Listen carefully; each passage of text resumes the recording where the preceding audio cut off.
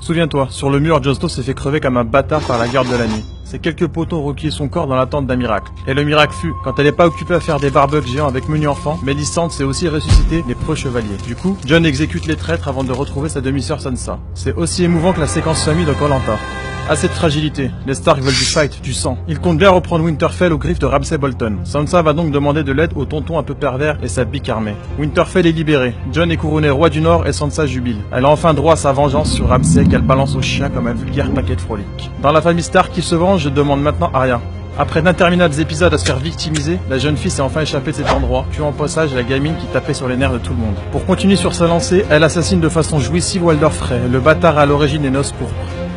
Plus haut dans le nord, Bran poursuit sa formation mystique avec la corneille à 3 yeux. Le mec se la joue retour vers le futur sans bouger le moindre orteil.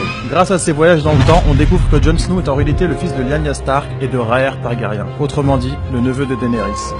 Du côté des Greyjoy, Dara et Théon fuient les îles de Fer pour proposer leur service à Daenerys. La meuf possède donc ses 3 dragons, les Immaculés et désormais une immense armée, plus un nain qui paiera toujours ses dettes. On voit mal ce qui pourrait l'arrêter.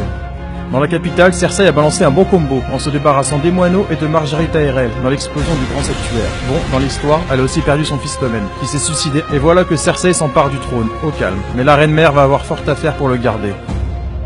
La suite dans la saison 7 de Game of Thrones qui démarre ce 16 juillet.